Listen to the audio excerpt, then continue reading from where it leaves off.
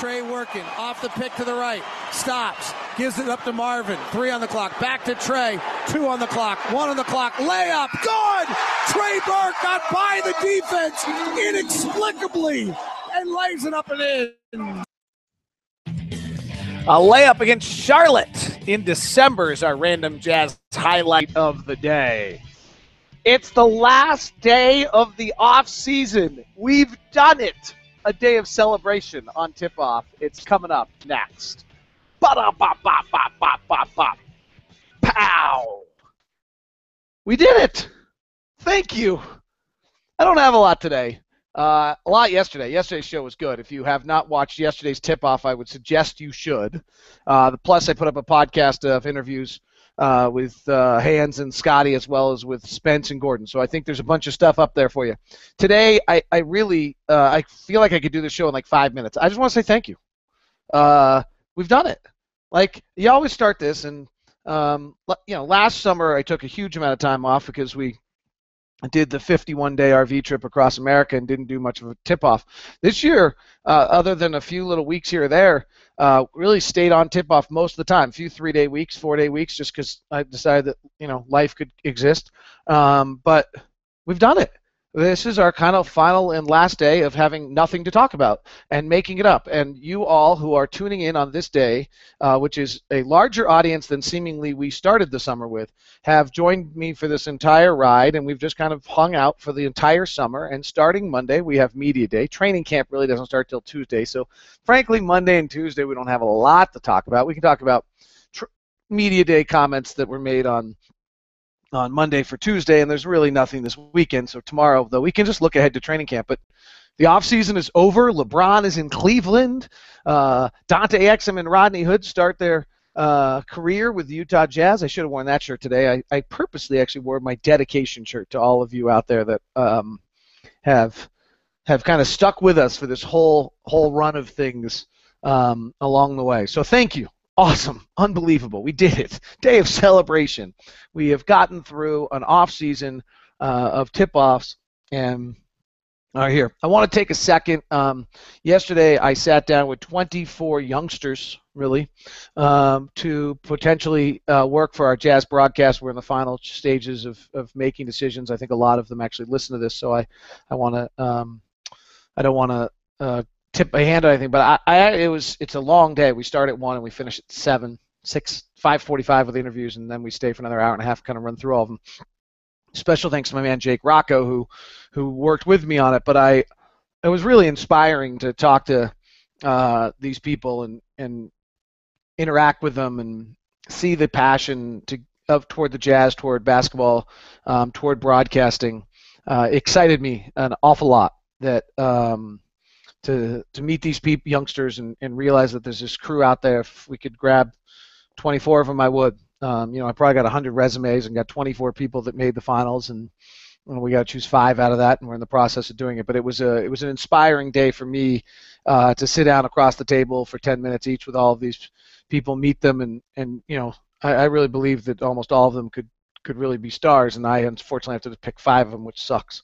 So I really appreciate them taking the time, and kind of pushes me forward as we start the season. So thank you to all of them that took the time. It was really cool to sit across from them and hear their stories and where they're coming from and where they are in their lives, and it's cool stuff. So neat stuff. So anyway, on that, remember, I need your help on the listener interaction line this year. That number is 801-237-38. Question for players. Media Days Monday would actually help me out. I could get them done. Question for Boone, and nominate fans of the fan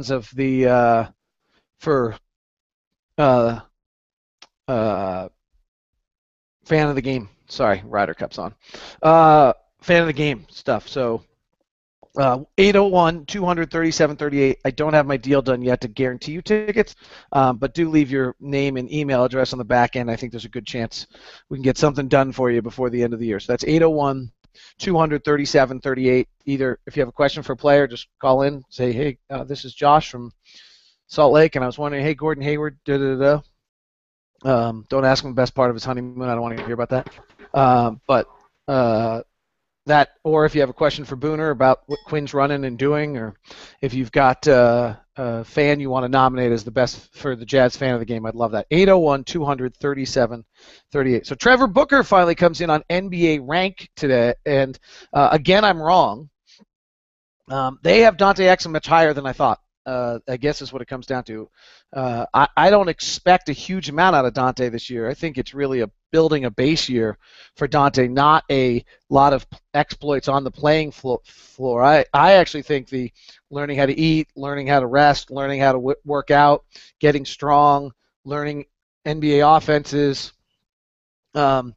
learning what it's like to play against guys that are better than you. He's never done that in his entire life, other than maybe the night he marked up against Marcus Smart for a few minutes in the U19s when Marcus got into his shorts and gave him a hard time. He's probably never played anyone in his life better than him.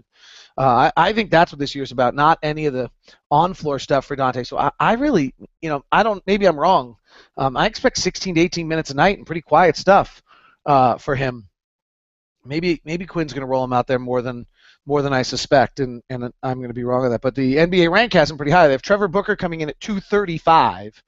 I like where we are at NBA rank right now because I think it begins to tell you something. If you just think about it this way, that most teams have an 8-man rotation, 9-man, really a 9-man rotation. But if you think about 30 teams, 8-man rotation, that's 240 players. Booker comes in at 235. So what you're saying is Trevor Booker is a legitimate, bona fide 8-man rotation guy. Okay, absolutely. He's probably going to be more than that for us. He'll be our sixth guy is going to be Booker or Dante, I guess, or Rudy. So that's probably the common, unless I'm forgetting somebody.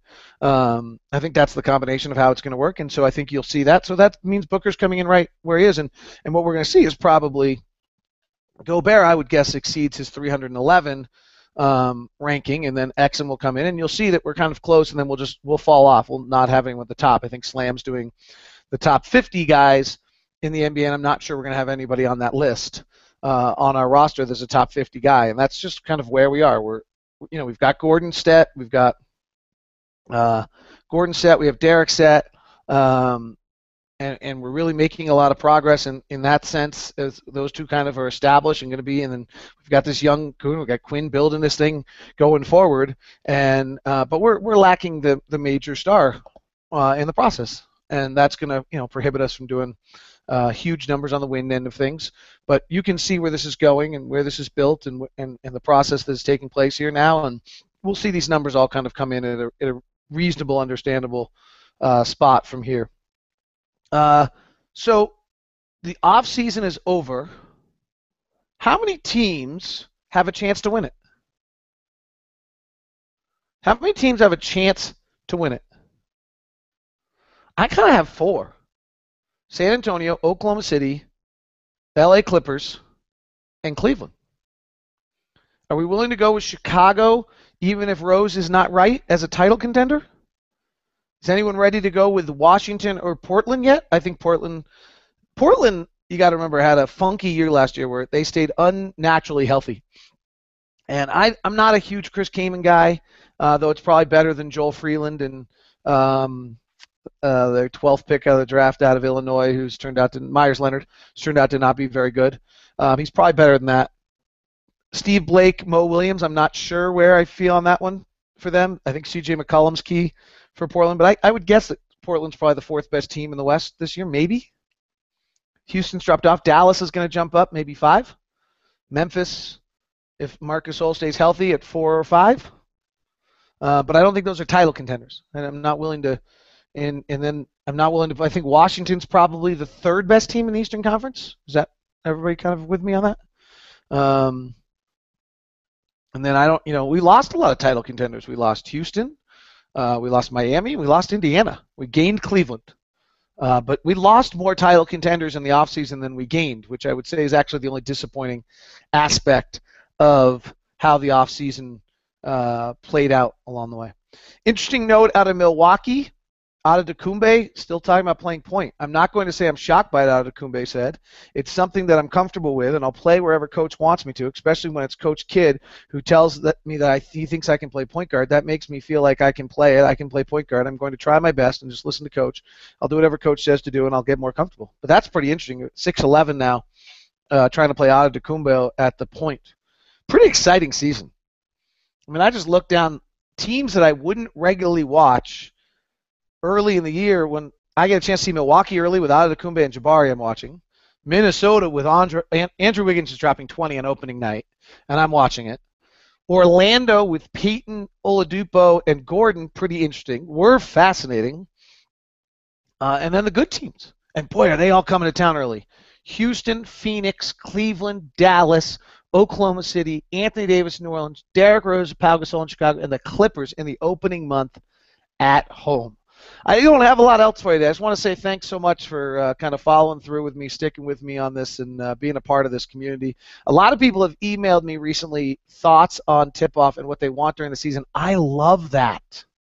Please do it. Take a minute if you can on your workday Friday, or if you're listening to this over the weekend and think. I've proposed kind of the NBA 5 to start the program of whether or not we do that during the season, kind of the is it 5 quick stories about the NBA? Is it 5 minutes of just national NBA news before we dig deep into the Jazz and get into our crazy numbers and all that kind of stuff, or NBA research numbers? Just start there. Boom, come right out of the chute with national NBA, get that covered, and then dig into the Jazz. I think there's some value to that. That's kind of where I'm heading.